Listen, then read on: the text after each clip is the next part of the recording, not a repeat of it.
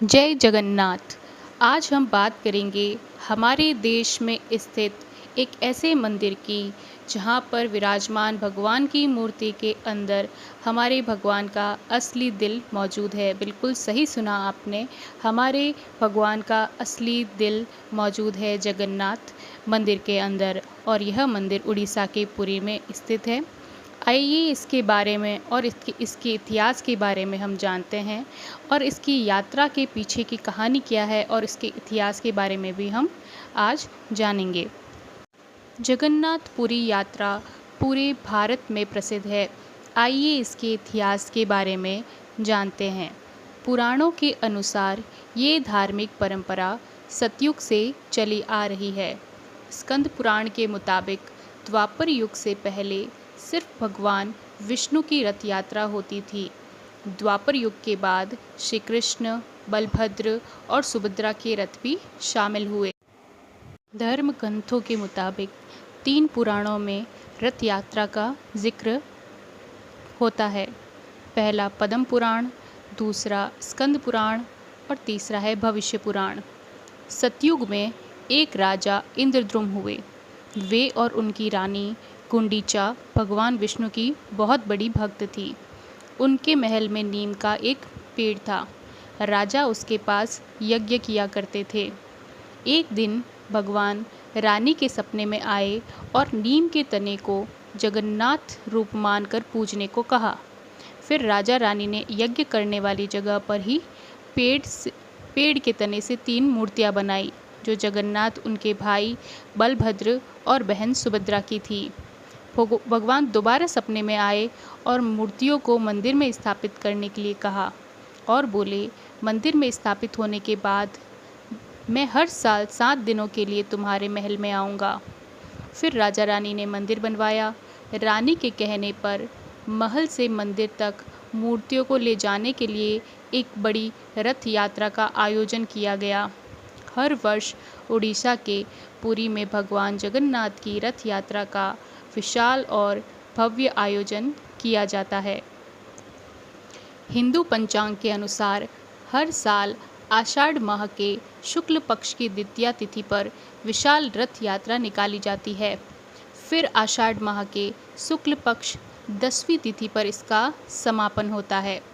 रथ यात्रा में सबसे आगे बलराम जी का रथ, उसके बाद बीच में सुभद्रा जी का रथ और सबसे पीछे भगवान जगन्नाथ श्री कृष्ण का रथ होता है। इसे उनके रंग और ऊंचाई से पहचाना जाता है। बलराम जी के रथ को लाल ध्वज कहा जाता है। इसका रंग लाल तथा हरा होता है।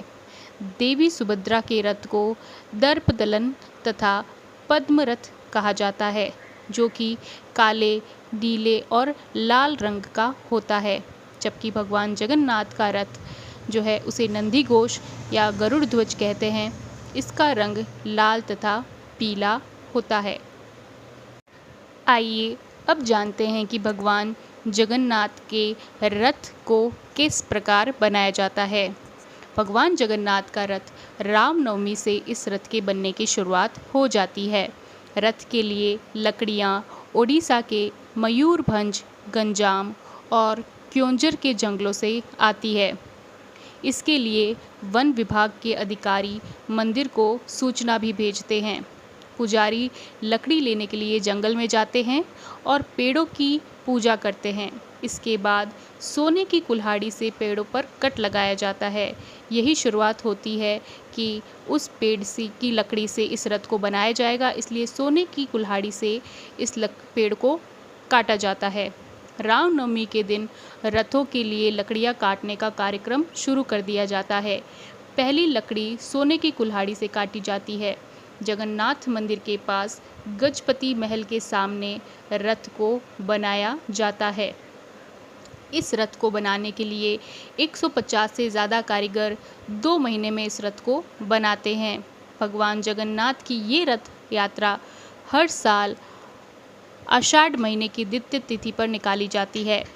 इस दिन भगवान श्री कृष्ण के अवतार के रूप में भगवान जगन्नाथ अपने बहन सुभद्रा को नगर घुमाने के लिए लेकर जाते हैं, जिसके बाद वो अपनी मौसी के घर गुंडीचा भी जाते हैं और 7 दिन तक वहाँ रुकते हैं।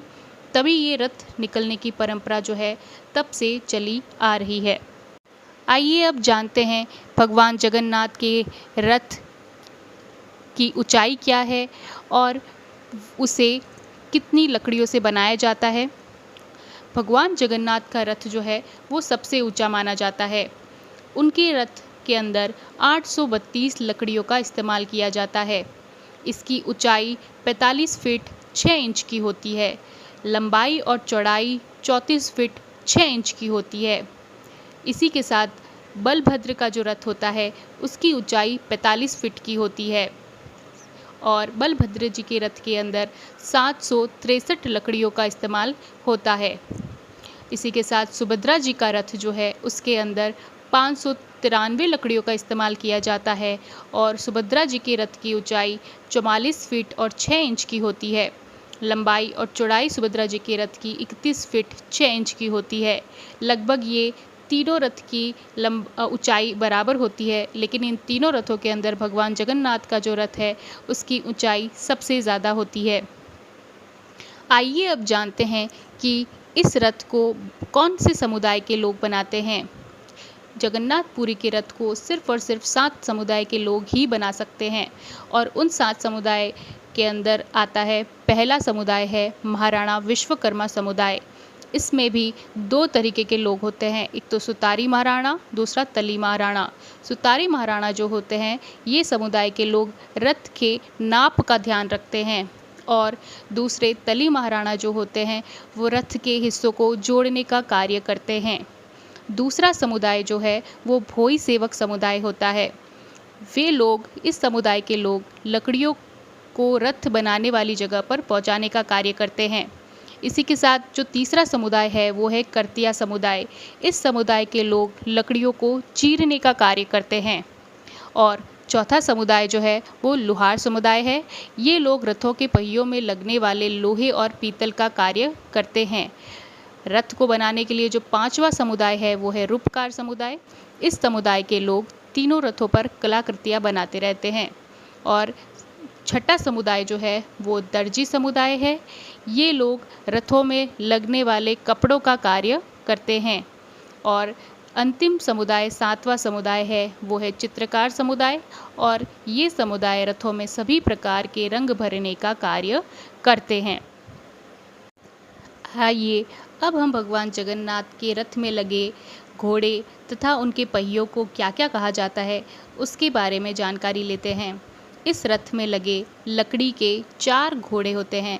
उन 4 घोड़ों का नाम है शंख, बहालक, श्वेत और हरिदाशव। ये सफ़ेद रंग के घोड़े रथ के अंदर लगे होते हैं। नंदी घोष में 16 पहिए होते हैं। इनके नाम जो है वो इस प्रकार है 16 पहियों के: विष्णु बुद्धि, विभूति, प्रज्ञा, धी, ज्ञान, प्रेम, आसक्त, रति, केली, सत्य, शुष्वती, जागृति, तुरीय, आम, अणिमा और निर्वाण। ये 16 पहिए नंदी घोष में लगे होते हैं। भगवान जगन्नाथ के रथ पर सुदर्शन स्तंभ होता है। हनुमान जी और नरसिंह का यह प्रतीक चिन्ह भी होता है।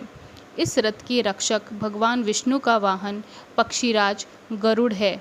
रथ को सजाने के लिए करीब 1100 मीटर का कपड़ा लगाया जाता है। इस रथ के सारथी का नाम दारुक है और जिस रस्सी से ये रथ खींचा जाता है उसे शंखचूड़ कहते हैं। आइए अब जानते हैं कि भगवान जगन्नाथ के मंदिर के अंदर का रहस्य क्या है।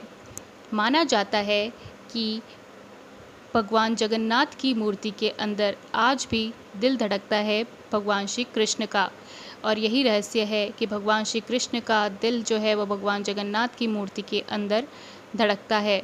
हर 12 साल के अंदर जगन्नाथ मंदिर में जो है वो भगवान जगन्नाथ, बलभद्र जी और उनकी बहन सुभद्रा जी की मूर्ति को बदला जाता है और उन मूर्तियों को बदलते वक्त उस दिल को निकालकर उन दूसरी मूर्तियों के अंदर डाला जाता है और इन मूर्तियों को जब बदला जाता है उस समय पूरे शहर की बिजली को बंद किया जाता है। अब हम जानेंगे कि भगवान जगन्नाथ के मंदिर का आखिर चमत्कार क्या है। यह कहा जाता है कि मंदिर के ऊपर से कोई भी पक्षी या फिर कोई भी हवाई जहाज नहीं उड़ता है। इसके अलावा जिस दिशा में हवा चल रही होती है, पुरी के मंदिर पर ऊपर लगा झंडा ध्वजा उस दिशा के ठीक विपरीत दिशा के अंदर फहराता है। आइए अब जानते हैं कि भगवान जगन्नाथ की मूर्ति जो है वो अधूरी कैसे है। धार्मिक मान्यताओं के अनुसार भगवान श्री कृष्ण ने जब अपना शरीर त्याग दिया तो पांडवों के द्वारा उसका दाह संस्कार किया गया, लेकिन शरीर के जलने के बाद भी उनका हृदय बचा रहा और वह जलता रहा। भगवान श्री कृष्ण के दिल को पांडवों ने जल में प्रवाहित कर दिया। माना जाता है कि भगवान श्री कृष्ण का दिल जो है वो राजा इंद्रद्युम्न को मिला था और उन्होंने इस दिल को भगवान जगन्नाथ की मूर्ति में स्थापित करवा दिया। जिस मूर्ति में भगवान जगन्नाथ जी का हृदय विराजमान है, उस मूर्ति को बनाने का कार्य राजा ने एक बूढ़े बढ़ई को दिया था, जो कि वेश धारण किए हुए विश्वकर्मा जी थे। विश्वकर्मा जी ने राजा की इस बात को तो मान लिया, लेकिन साथ में ही उन्होंने एक शर्त को रख दिया। विश्वकर्मा ने कहा कि जब तक मूर्तियां बनने का कार्य पूरा न हो जाए, तब तक किसी को भी अंदर आने की इजाज़त नहीं होगी। अगर कोई अंदर आया तो मूर्तियों को बनाने का कार्य मैं छोड़ दूंगा। राजा ने विश्वकर्मा जी की इस बात को मान लिया। इसके बाद विश्वकर्मा मूर्तियों को बनाने के कार्य में लग गए। जिस दौरान मूर्तियों का निर्माण किया जा रहा था, राजा दरवाजे के बाहर से आवाज़ें सुनते रहते थे। विश्वकर्मा न केवल जगन्नाथ जी की बल्कि उनकी बहन सुभद्रा और भाई बलभद्र की भी मूर्तियां तैयार कर रहे थे। राजा दरवाजे के बाहर से ही आवाज़ें सुनकर संतुष्ट हो जाते थे कि अंदर मूर्तियों को बनाने का कार्य जारी है, लेकिन एक दिन अचानक से आवाज़ें आना बंद हो गई। राजा को लगा कि मूर्तियों के बनने का कार्य संपन्न हो चुका है, इसलिए आवाज़ें बंद हो गई है और राजा ने इसी गलतफहमी के अंदर दरवाजे को खोल दिया। दरवाज़ा खोलते ही विश्वकर्मा वहाँ से गायब हो गए। उसके बाद जगन्नाथ जी, बलभद्र जी और सुभद्रा जी की मूर्तियों को बनाने का कार्य पूरा नहीं हो पाया। तब से जो है ये मूर्तियाँ अधूरी ही है। आइए अब जानते हैं कि भगवान जगन्नाथ का प्रसिद्ध भोजन क्या है। पसंदीदा भोजन है छेना पेड़ा। और यहाँ पर जो महाभोज होता है, प्रसाद होता है जगन्नाथपुरी का, वह क्या होता है। जगन्नाथपुरी का महाप्रसाद दो तरह का होता है। एक को स्कूंदी महाप्रसाद कहते हैं। इसमें सभी प्रकार के भोग, चावल, दाल, दलिया, सब्जियां आदि आ जाती है। भोजन में 7 विभिन्न प्रकार के चावल, 4 विभिन्न प्रकार की दालें, 9 प्रकार की सब्जियां और मिठाइयाँ परोसी जाती है। मीठे व्यंजन तैयार करने के लिए यहाँ पर शक्कर का इस्तेमाल नहीं किया जाता और बाज़ार से अच्छी किस्म के गुड़ का प्रयोग किया जाता है। आलू, टमाटर और गोभी ये मंदिर के अंदर उपयोग नहीं ली जाती है प्रसाद के अंदर। ये अब जानते हैं कि भगवान जगन्नाथ जो है वो बीमार क्यों पड़ते हैं। विश्व प्रसिद्ध पुरी मंदिर में जो भगवान जगन्नाथ की रथ यात्रा होती है, उस वार्षिक रथ यात्रा के पहले ठीक 15 दिन पहले जगन्नाथ जो है वो बीमार पड़ जाते हैं और 14 दिनों के लिए अलग हो जाते हैं। ऐसा माना जाता है कि भगवान जगन्नाथ को सर्दी, जुकाम और बुखार हो जाता है और वे खुद को जो है वो अलग कर लेते हैं। इन 14 दिनों के अंदर रथ यात्रा से पहले इन 14 दिनों के अंदर वैद्यों द्वारा जो है वो भगवान का परीक्षण भी किया जाता है। इन्हें दवाइयाँ और आयुर्वेदिक दवाइयाँ दी जाती है और उसके बाद जो है वो रथ यात्रा निकाली जाती है। आइए अब जानते हैं कि भगवान जगन्नाथ के पसंदीदा फूलों में कौन सा फूल आता है। दमनक जो है एक विशेष प्रकार का फूलदार वृक्ष होता है। ऑर्टेमिसिया इंडिका जिसे कहा जाता है, आधुनिक उड़िया में इसे दाना कहते हैं और यह भगवान की पसंदीदा फूलों में है।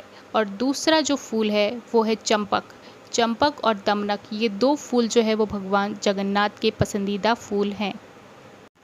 इतिहास की इस जानकारी के बाद अगर आप पुरी में भगवान जगन्नाथ के दर्शन के लिए जाना चाहते हैं तो आप कौन से महीने में जा सकते हैं। पुरी में यूँ तो जगन्नाथ यात्रा निकलने का समय जून के महीने में होता है, लेकिन यहाँ पर इस समय बहुत भीड़ होती है।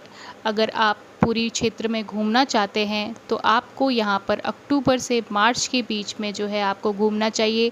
ये समय जो है वो सबसे बेस्ट टाइम है जब आप यहाँ पर घूम सकते हैं। भगवान जगन्नाथ यात्रा के उपलक्ष्य में ये जानकारी, ये इतिहास अगर आपको अच्छा लगा है तो आप इस चैनल को सब्सक्राइब कर लीजिए। और अगर आपको ये सारी जानकारी पसंद आई है तो आप ज़रूर लाइक करें और बेल आइकन ज़रूर दबाएं, ताकि ऐसे ही अगले वीडियो आपको मिलते रहें और उसका नोटिफिकेशन आपको मिल जाएगा। कमेंट बॉक्स में सारे लोग जय जगन्नाथ ज़रूर लिखें। और अगर आप ऐसे ही वीडियो और आगे देखना चाहते हैं, कहानी, और आपको किसके बारे में ऐसे इतिहास की जानकारी लेना चाहेंगे, कहानी जानना चाहेंगे, वो मुझे आप कमेंट बॉक्स में लिखकर ज़रूर बताएं। जय जगन्नाथ।